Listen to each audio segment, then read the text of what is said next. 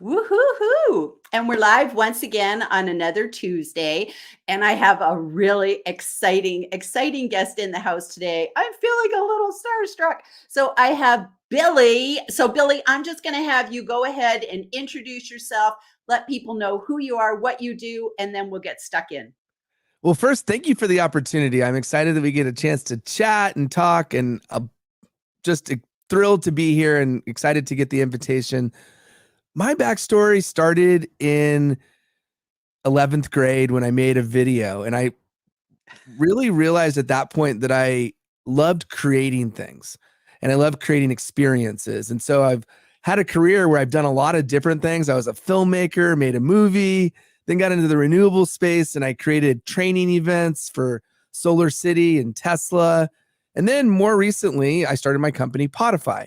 And what we do at Podify is we help people produce podcasts and all the media that surrounds the podcast space, including video and social content and writing and ebooks, all sorts of things that we can create out of that pillar content, which is the foundation of a podcast. And so for me, I'm always looking for exciting, fun projects to work on that in some way do something interesting or helps the planet in some way or helps human beings get better at what they want to do with their life.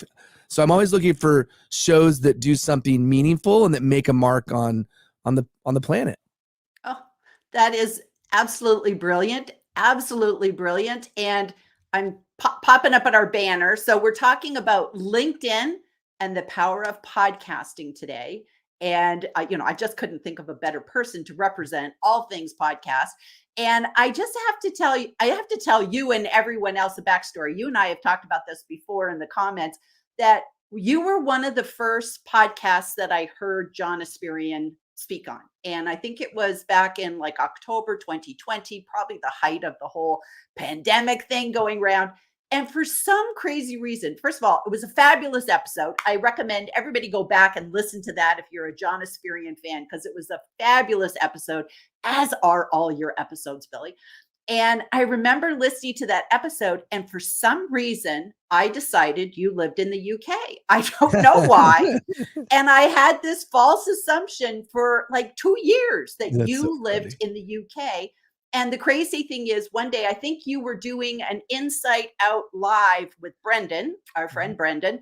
And all of a sudden it came up that like, I thought, I wonder how he's doing this show in the middle of the night. So it, because I still had this idea that you lived in the UK. And then all of a sudden you said you were on Pacific time. And I went, I'm on Pacific time. Where on earth do you live? And then I realized you lived in LA. I lived in Las Vegas. We're on the same time zone. And you thought I lived in the UK too. So that's so true. Well, I think it's the John Asperian connection. And yes, I am a huge, like you, and I think so many, super fan of John, and think he's just an incredible human, thought leader, and somebody that I value his opinion immensely on so many different realms. I did live in the UK, so if that makes you feel better, but not for 20 plus years. I lived there in my early 20s when I was out of college. I was like, oh, let me see what this is like. So I did live in London for about a year, and it was an amazing experience. But no, I'm in LA. I'm based in LA. I'm going to Vegas next week, though, for Podcast Movement. So woo! I love Vegas. I spent a lot of time in Vegas. Oh, that's pretty exciting. That's pretty exciting. So let's talk about podcasting. So first of all, is it too late? Like, is it saturated? That's the first question that people say. I don't know. There's a gazillion podcasts on Apple Podcasts. And is it too late, Billy? Yeah, I get this question a lot. And it's not just the question, is it too late? But is it, to your point, is it too saturated? And yeah, I mean, there are a lot of podcasts, no doubt about it. However, I think of it like this. What can you do that is not being done already? And so now that may sound like an insurmountable task, but it's not. And here's why it's not. The first thing is you're unique. The second thing is, what can you combine that you might not think would be combined? I call it the s'mores effect. And the idea behind this is marshmallows are great, graham crackers great, chocolate's great, but when you put it together, it's magic. And so the way I think about any kind of show is, how do you create your own spin, your own unique angle on maybe 1, 2, or 3 combined areas? It could be a genre plus your delivery mechanism. It could be your expertise plus, maybe you have a co-host and their expertise. So how do you create something that's unique in the marketplace? Do your research, see what other shows are out. If you're doing a show in the true crime space, or if you're doing a show in the business space, or whatever it may be, okay, what kind of business or what kind of true crime podcast? And so get a little bit more clear on what is already out there, and then how do you separate yourself and put yourself into a category of one, so there's only one show like yours. So I think what's happened over the last, say, 3 years is, obviously COVID happened, and with COVID, everybody's at home. A lot of people started podcasts. A lot of people stopped doing podcasts. And so you've even seen in the last year that there's been a drop off in new podcasts. And so I think there's always a time and place to start a show that's meaningful to you. And I'd say, get really clear on what your intention is. Why are you starting it? Are you starting it to be the next Joe Rogan, or are you starting it to help your business with brand and credibility and to help you network? Are you doing it as a revenue generator and you want to monetize your show in some way? And we can get into all the details for each of those things. But as long as you know why you're doing it, if you say in a year from now or 2 years from now, this show will be successful if this happens, if I build, get more clients, if I do whatever it may be, get clear on that, and then get clear on what's going to make your show a unique and individual show within the landscape of podcasts that are out there. Because you're right, there's a lot. I don't think it's too late, but you got to differentiate yourself. Love that. I love that. And it's truly, it's the same with the LinkedIn Live space, YouTube Live, any of these kind of shows. It's like, you've got to find your niche, figure out who's your target market, your target audience. It's the same sort of thing. So I love it. So one of the things that I especially love about your show is it's very intimate. You have very, very intimate conversations. And I just have to tell you personally, I was listening to the show where you had Mark Schaefer on recently, who is, of course, a mentor of John's, and John Esperian's a mentor of mine. And then Mark Schaefer's a mentor of him. And it goes on and on and on. But you had Mark Schaefer on the show, and you were talking about his latest book, and you were talking about community. And it was quite an emotional episode, to be honest with you. I felt like I pulled up a chair and I was like invited to participate as an active listener in this conversation. And I have a feeling that that's what you go for with your show, is drawing us into these intimate conversations. So how do you prepare for a podcast episode like that? Well, first, thank you. I do appreciate the kind words. And sometimes when you do things, you forget the impact or the way in which it's perceived and the way in which it's felt. And it's always helpful to hear someone else describe what I do. And so to your point, I do put a fair amount of emphasis into the research and understanding my guests. I kind of pride myself on the research. Part of the reason I do that is I don't want to have a cookie cutter interview. And what I mean by that is I don't want my interview to be the same as every other interview that person's done. And so what I look for, especially in the beginning, is I want to uncover something about their origin story that helped to inform who they are today. And so I do a lot of digging and uncovering of what helped get them to where they are today. And in this particular case, Mark had shared something very personal in his own life that happened. It was very traumatic. And it's his story, so you can listen to the episode. But the trauma that he had as a result of this childhood event led him to have a greater appreciation for the power of community. And so it was a great starting off point to go down this personal path, which allowed him to then share how that personal path helped to design his own thinking when it comes to having, a community of people that you surround yourself with. And so how do I do that? Well, it starts, I read their books. I mean, a lot of people have people on their show and they don't read their books. So that's one, read their books.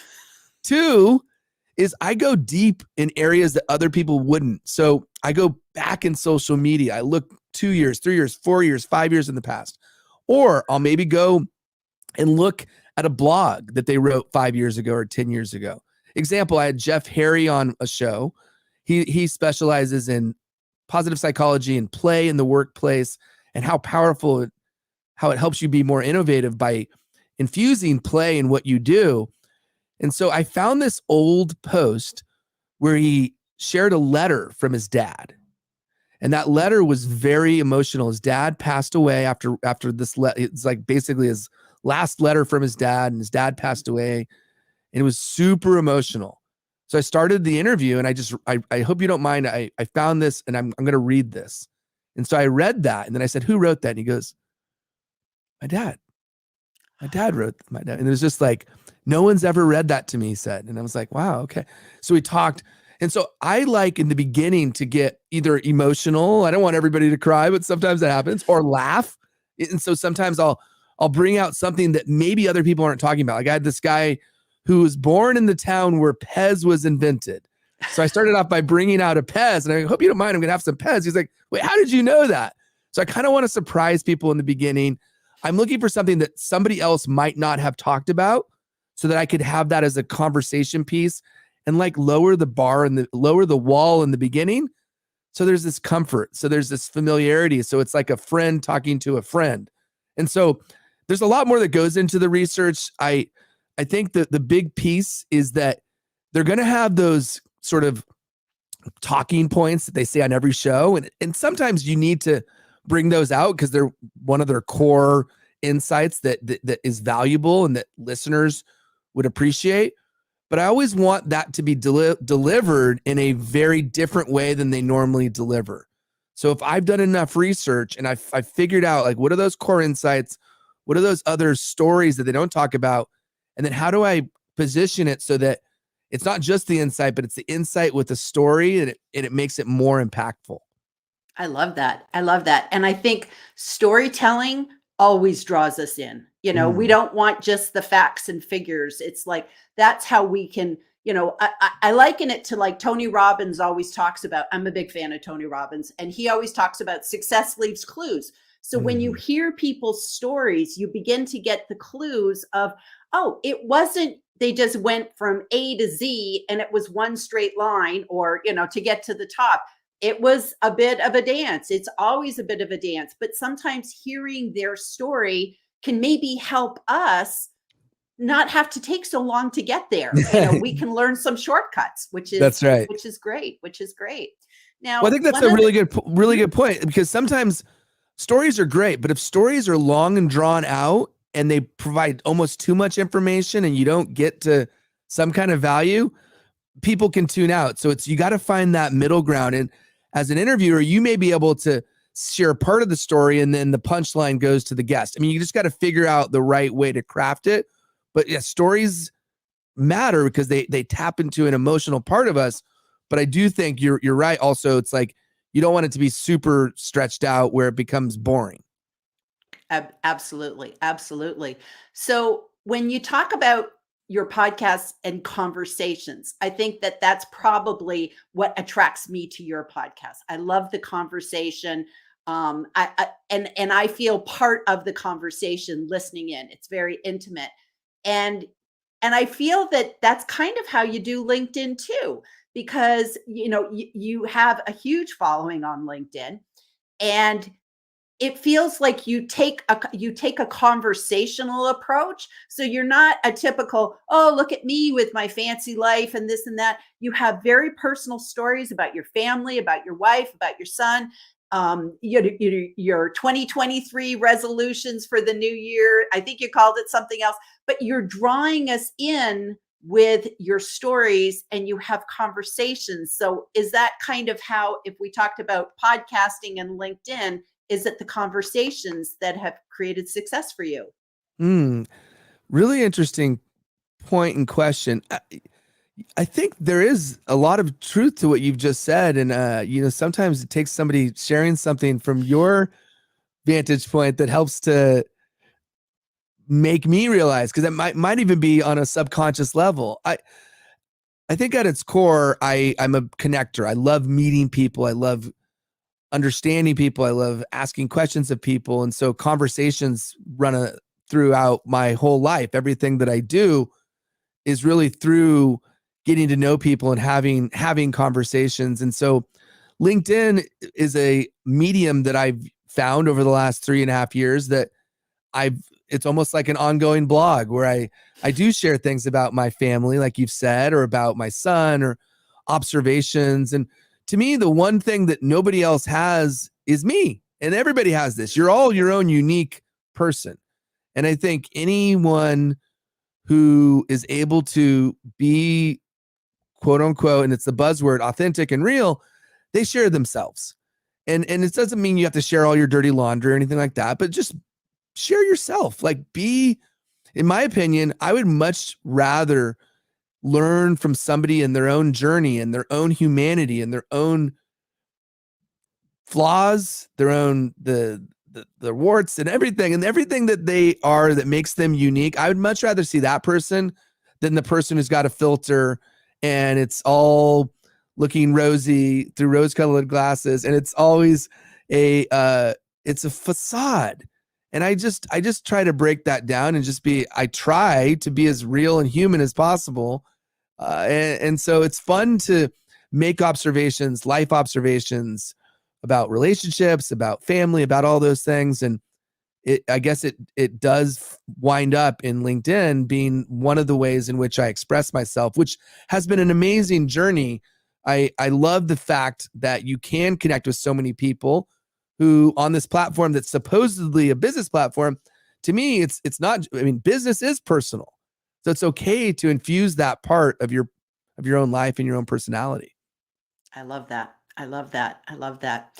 So, talking about podcasting, if there was somebody listening today that said, what do I need to be thinking about before? Because I know a lot of people are actually, for 2023, that's one of their goals. I want to do a podcast. They just feel that they want to make that mark. So what are some of the things that should be rolling through their head before they even kind of dip a toe? Mm-hmm. Well, first, let me recommend a book.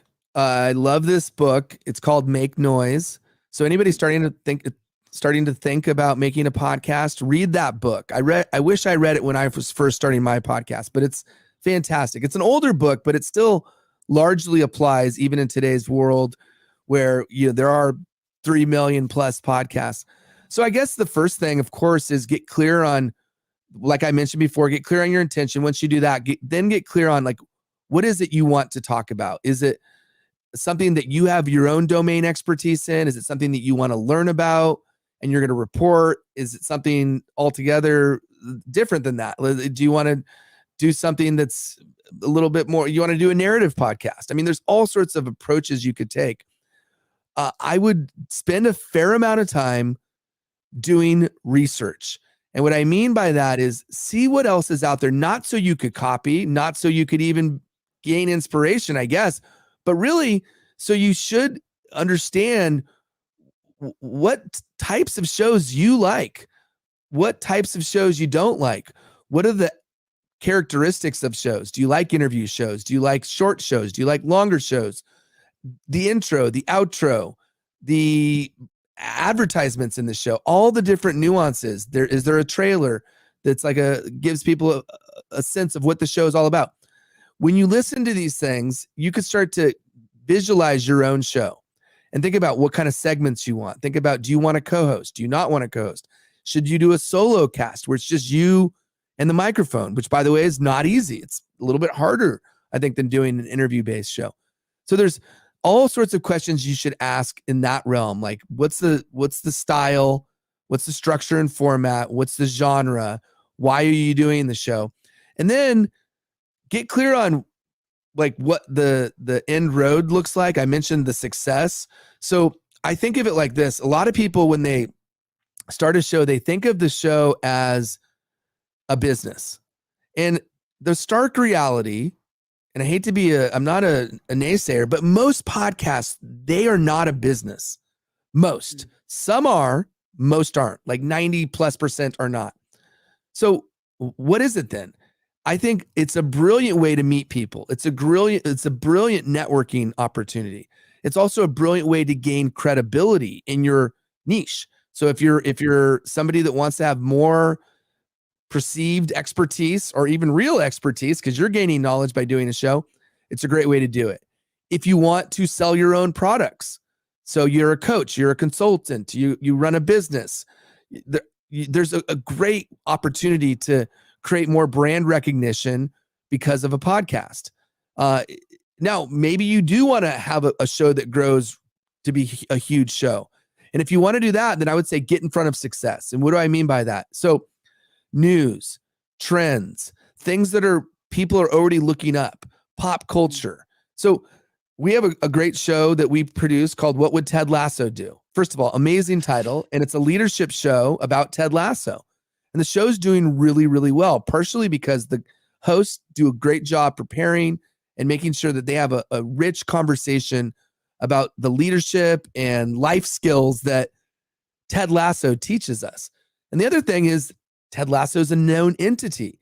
So people are going to gravitate to that because it is part of pop culture. It is something that people are deeply interested in.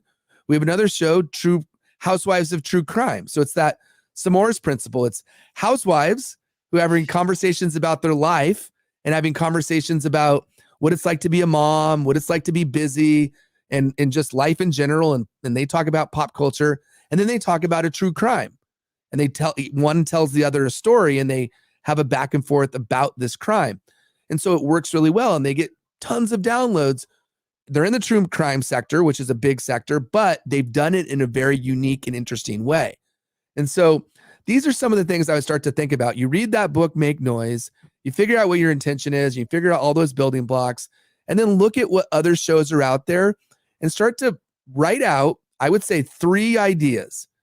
Come up with the name, come up with the description, and then do your own market research by sharing it with your friends, and then the friends that will give you feedback, and then they'll help to guide you to the show that you should pick. And they could be 3 completely different shows, or they could be 3 shows that are variations of each other's with maybe different titles and slightly different description. But I do think getting it out there to some people who you trust will help you get the feedback you need to make the right decision. Wow. Brilliant. Brilliant. That is fabulous. That is fabulous. Thank you for that wonderful advice. It's like a little bit of a masterclass. Woo-hoo. So let me zip over to comments because I do not want to. Oh my goodness, we have a lot. Okay, so we have Jeff Young, ready to learn the power of podcasting. Gillian and Billy, namaste. Hello, Gillian and Billy. Glad to be on the University of Gillian. So it's always kind of fun. All these That's great awesome. people joining us. What's happening? I love this is just a really good example, Billy, of I love the networking and the conversations that go on live because it's people connecting with other people. And to me, that's the power of LinkedIn. It's like, I know we're over on YouTube, but I don't think they're having as much of a party on YouTube as we do here on LinkedIn. So Yeah. it's great. It's just so great that we have this. Annette Richmond, this looks like fun. It is fun. It is fun. Thank you, Annette, for joining us. Oh, we have the man in the house, John Asperian. Great to see you both. I love Billy. He was inducted into the Friday Shout in October 2020. Woohoo! That's great to know. That's great to know. And by the way, anybody who's a fan of John Asperian, please go back and listen to that episode. And I actually like that you do that, Billy, that you for some reason that the name has escaped me, when you highlight a previous episode. Is it like an archived or? Yeah, we do encore episodes. Encore. Yes. Yeah, we do that every now and then for some of our favorites. John, and I've told this to John. I mean, I've interviewed hundreds of people. John stands out. He's one of my favorite interviews that I've ever done.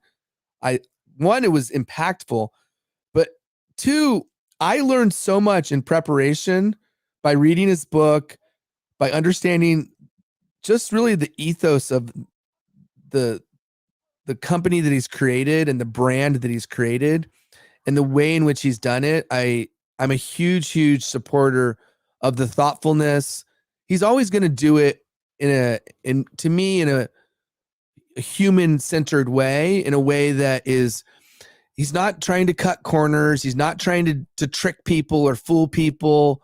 He's doing it in a way that always, it's like the golden rule. Treat people like you want to be treated. I feel like that's the real through line is with John, you get the real deal. I mean, I'm just so grateful that we've connected and we got to know each other on LinkedIn, and he's a shining star as far as I'm concerned. And I'm just grateful that he leads the way. And I think so many people are inspired by his work.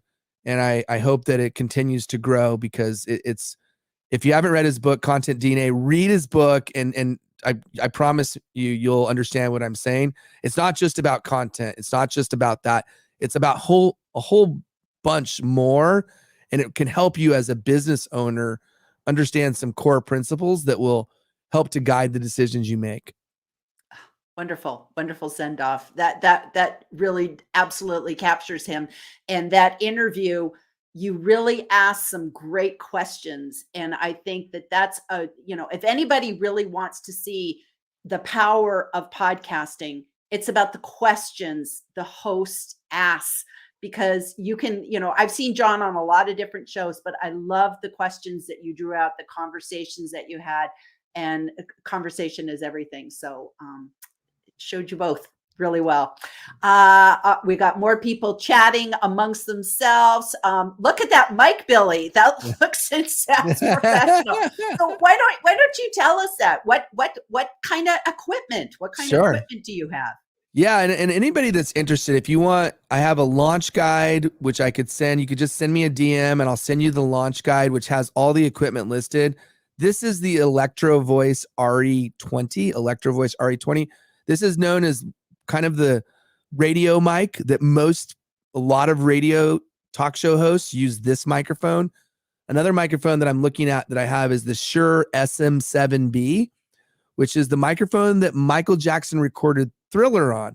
When you see this microphone, you'll recognize it. It's the Shure SM7B. I would say those are the two high quality microphones that most podcasters use.